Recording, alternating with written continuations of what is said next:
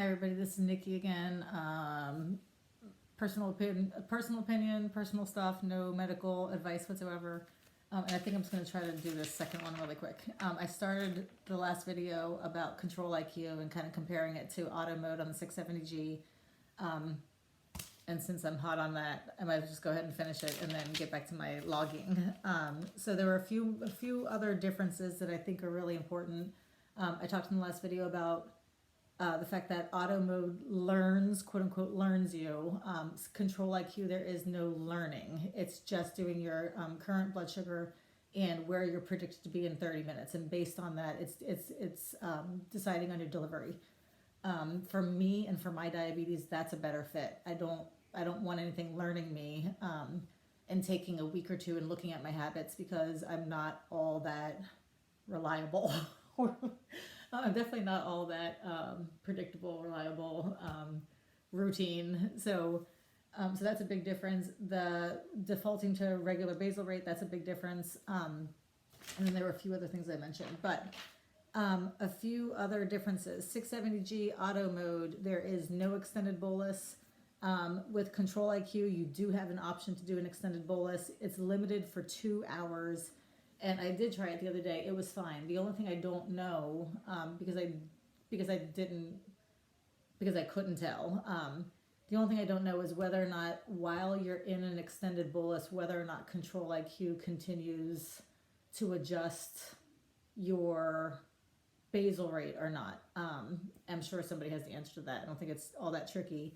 But I was surprised to be able to do an extended bolus, so I was happy enough with that I stopped thinking about anything else. So that's another difference. CGM accuracy. I don't know what to say about the Guardian other than for me, and I do have friends who like it, so I do know that it's not across the board. But for me, the Guardian, I mean, Medtronic sensors in general are bad, but the Guardian really sucked. I mean, it was really, really a painful thing from start to finish, and I don't just mean the insertion, I also mean the numbers and the lag and the whatever. The Dexcom really is a far better sensor for me. I do know people have some problems with getting it to last to 10 days and everything else. Knock on wood, I have not had those problems. In general, I can get 10 days without a problem at all. And oftentimes, if I want to, I can get 12, 13, 14, as many as 22, 23. But getting that 10 is not a problem for me. So I think that if I had that problem, I might feel differently about it, but that's not a problem for me. It's also really quite accurate, and it is much less lag than the Guardian had. It's not without lag, and in fact, I have a weird theory that I won't, I'm going to stop myself from expanding on, but I have a weird theory that inside these algorithms, I think that the sensors are under more stress inside the algorithm because our blood sugar is on the move more often. So I think that the algorithm itself, I mean, what I've noticed with my G6 is that it's shown a little bit more kind of like what the Guardian was doing. And I think it's because my blood sugar is on the move more often because I don't just have these standard rigid rates. But it's still plenty accurate to be giving me good delivery and reliable delivery. And that was a big problem on the Guardian in an auto mode, is that if my thing was showing a 40 for 45 minutes, it was not giving me any insulin. Where in fact, if I had actually been a 90 and rising fast, I needed insulin. So that's a big deal. And I do think that helps Control IQ perform better for me. Another difference was, excuse me, aggressiveness of auto delivery. Again, people report all different kinds of things. I think I saw 1.25 unit microbolus, and I think I saw one time a 0.3. I almost fell out of my chair when I saw a 0.3 because I didn't know what I had done for it. But a 0.15 microbolus was a pretty big microbolus for me. Again, a microbolus comes every 5 minutes, so if I got 12 of those in an hour, then that was a pretty hefty rate. But if I were getting a lot of 0.025s, which happen frequently, then I was just not getting enough insulin. So what would happen is I think that auto mode in keeping my rate reduced would kind of set me up for a rise in blood sugar. And then when I did start to do that rise, first of all, the sensor was lagging, so it didn't really reflect it in time. And once it did, auto was its potential for delivery was pretty weak. It wouldn't give me a 0.3, microbolus or a 0.4. It would give me a couple of 0.15s, and it just wasn't strong enough to help me head off the high that it had caused. And that wasn't just every now and then it's happened. That was on a daily basis that happened. I don't know yet how aggressive Control IQ is. I can say the first night when my numbers were all over the place, I did see it give me 2.4 unit microboluses or the equivalent. So I was like, I never saw that in auto mode ever. And so that was an impressive first night.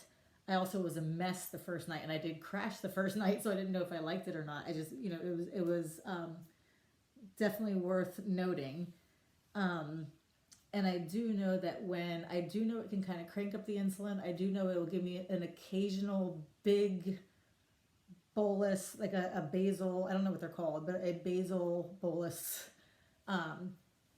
And then it'll just kind of ramp up a little bit, and then it'll throw in a correction bolus, and it seems to be good enough that it feels like it's plenty aggressive for what I need.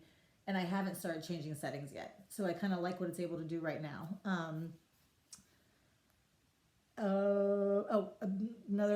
talked about this. 670G does not use manual mode basal rates. Control IQ defaults on the regular basal rates when BG is normal and stable. And the 670G auto mode, supposedly, the only adjustable settings are the ICR, your insulin to carb ratio, and your AIT. And in general, what I heard, and I've run a Facebook group for quite some time now and have heard a lot of feedback from videos, in general, in auto mode, people really had to crank up their settings. They had to change their settings to get more insulin. My theory was that was to cover for all that reduction that people tended to get. So what they would do is they would crank up their ICR so that every time they did a food bolus, they'd get extra insulin. And if they happened to have been suspended for a long time, that extra insulin would help, cover that. I also felt like it was a little bit of a gamble, because if you hadn't had a long suspend and you're still getting that extra insulin for a food bolus, if you have taken insulin you don't need, then you topple. So I didn't like the settings changes on auto mode. The adjustable settings for Control IQ are insulin carb ratio, ICR, and I believe ISF, which is your sensitivity factor. But your AIT cannot be adjusted, so you cannot make it more aggressive in that way. It's set at 5 hours. I know people right off the bat are like, my regular AIT has always been set for between 3.5 and 4 hours, so I'm taking not a big hit, but it's a big difference there for me. But I know some people are set at 2.5 hours, I know some people are set at 2.5 hours, so that's a major difference. My theory is, if that's where it's anchoring itself, and then it can turn itself up as it needs to help control a rise, then it might be okay. Or it might turn out that you also have to start cranking settings to try to adjust for that. I don't have any idea yet. I was just noting differences, talking a lot, and enjoying not looking at CNN and reading about coronavirus. And now that it's on my mind, I think I'll go do that. So anyway, that's my 85 minutes of stuff about Control IQ, and I am logging every day. I'm on day 4, and I will make some painfully boring videos about what these days look like and how I'm messing with, sleep and exercise and stuff like that. Carry on.